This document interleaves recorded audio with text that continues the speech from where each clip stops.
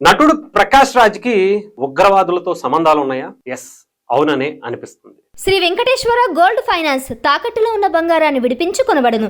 సంప్రదించండి 8499070070. ఎందుకంటే రీసెంట్ గా మనకు తెలుసు, నటుడు ప్రకాష్ రాజ్ ఈ మధ్యన దేశద్రోహానికి సంబంధించినటువంటి పనులే, ఈ దేశాన్ని విచ్ఛిన్నం చేసేటువంటి పనులే ఎక్కువగా చేస్తున్నటువంటి పరిస్థితి. ఈ దేశంలో మత కలహాలు, మతాల మధ్య, కులాల మధ్య చిచ్చులు పెట్టేటువంటి మాటలు, చేష్టలు ఎక్కువైపోయాయి అన్నారు. అయితే రీసెంట్గా గతంలో రావణుణ్ణి కించపరిచాడు, హిందూ దేవతల్ని, హిందూ ఆచారాలను కించపరిచాడు. ఈ దేశానికి సంబంధించి ఆపరేషన్ సింధూర్ ఎంత కీలకమైందో మనకు తెలుసు. ఆ టైంలో పాకిస్తాన్కి సపోర్ట్గా మాట్లాడాడు.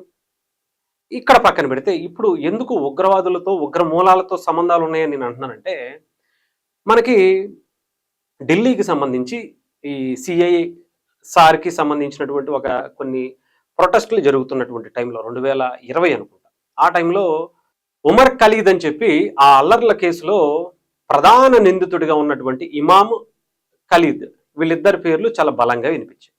వీళ్ళిద్దరు వినిపించినప్పుడు వాళ్ళని అరెస్ట్ చేశారు, చాలా మందిని అరెస్ట్ చేశారు. దాంట్లో వాళ్ళిద్దరిని నాన్ బెయిల్, అంటే బెయిల్ ఇవ్వకుండా సుప్రీంకోర్టు వరకు వెళ్ళినా కూడా విచారణ చేసి వాళ్ళ మీద ఆరోపణలు వచ్చాయి, వాళ్ళ మీద దానికి సంబంధించినటువంటి సాక్ష్యాలు కూడా చాలా బలంగా ఉన్నాయని సుప్రీంకోర్టు నిర్ధారించిన తర్వాత, సుప్రీంకోర్టు ఏమి ఊరికే బెయిల్ ఇవ్వడానికి ఆలోచించదు కదా, ఇచ్చేస్తుంది అవసరమైతే, ఏమీ లేకపోతే. బట్ సుప్రీంకోర్టు వరకు వెళ్ళిన తర్వాత అక్కడ బలమైనటువంటి సాక్ష్యాలు చూపించిన తర్వాత వాళ్ళిద్దరినీ బెయిల్ ఇవ్వడానికి నిరాకరించి వాళ్ళని కస్టడీలోనే ఉంచమని చెప్పి కోరినటువంటి పరిస్థితి. ఆ ఉమర్ ఖలీద్కి మనోడు అరెస్ట్ అయినప్పుడు సపోర్ట్గా సోషల్ మీడియాలో, ఎక్స్ వేదికగా, అనేక ప్లాట్ఫామ్స్ వేదికగా మద్దతు పలుకుతూ వెంటనే రిలీజ్ చేయాలని చెప్పి బయటికి గొంతెత్తి మాట్లాడినటువంటి వ్యక్తి. నిన్న ఈ ప్రశ్న పుండాకోరుకోడుతో పాటు ఒక వీడియోలో ఎవరి ఉమర్ ఖలీద్ చెప్పండి సార్ అని చెప్పి అని అడిగితే, ఈ దేశానికి సంబంధించి రాబోయేటువంటి, అంటే ఒక రేపటి తరానికి కాబోయేటువంటి గొప్ప నాయకుడు అనేటువంటి విధానంలో చెప్పుకుంటూ వస్తున్నాడు.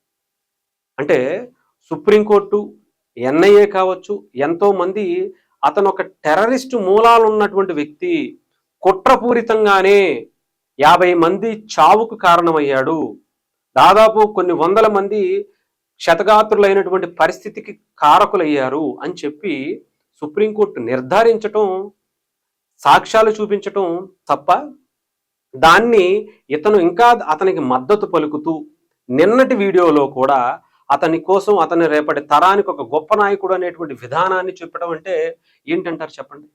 ఇప్పటి వరకు చాలా చేశాడు. ఈ మతాన్ని తిట్టాడు, మత ఆచారాలని తిట్టాడు, హిందూ దేవాలయాల్ని తిట్టాడు, హిందూ దేవుళ్ళని, రాముణ్ణి నార్త్ సౌత్ అనుకుంటూ కించపరుస్తూ చేశాడు, చాలా దొంగ అని చెప్పి ముద్రేశాడు.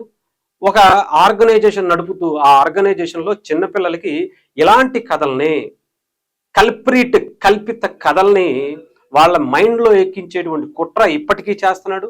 ఒక ఆర్గనైజేషన్, ఒక స్కూల్ లాంటిది నడుపుతూ రేపటి తరానికి సంబంధించినటువంటి పిల్లల్ని ఇలాంటి కథలతో తయారు చేసేటువంటి ప్రక్రియ పెట్టుకున్నాడు.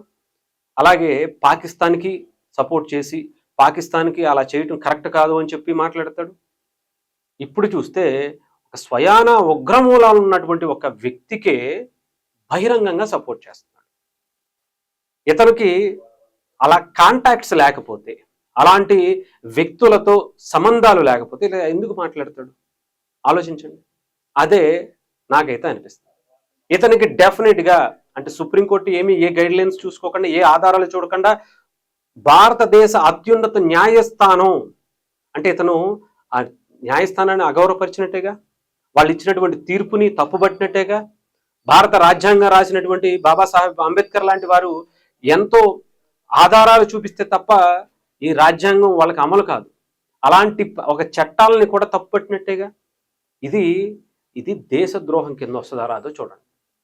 ఇలాంటి వ్యక్తులు ఈ దేశంలో ఉంటే ఎంత ప్రమాదమో ఆలోచించండి. మెజారిటీ హిందువులు వాళ్ళ డబ్బులు పెట్టి ఇతని సినిమా చూసి ఇతన్ని ఎంకరేజ్ చేసి ఈ స్థాయికి వచ్చిన తర్వాత ఇప్పుడు ఇతను విషం చిమ్ముతున్నాడంటే, ఇచ్చినందుకు వాళ్ళు చూసి తన సినిమాని చూసి నటుడిగా నేషనల్ అవార్డులు ఇచ్చి తనకింత డబ్బులు, ఆస్తులు, పలుకుబడి ఇంత ఈ రేంజ్లో సంపాదించుకున్న తర్వాత ఇచ్చినందుకు తిరిగి ప్రతిఫలంగా హిందువుల మీద ద్వేషం, హిందువుల మీద అక్కసు పడుతున్నటువంటి పరిస్థితి చూస్తే ఏమనాలో మీరే చెప్పండి. చాలా క్లియర్గా సుప్రీంకోర్టు ఇచ్చినటువంటి ఒక తీర్పును కూడా మీరు చూడొచ్చు. ఉమర్ ఖలీద్కి సంబంధించి తను చేసినటువంటి ట్వీట్లు చూడొచ్చు సపోర్ట్గా.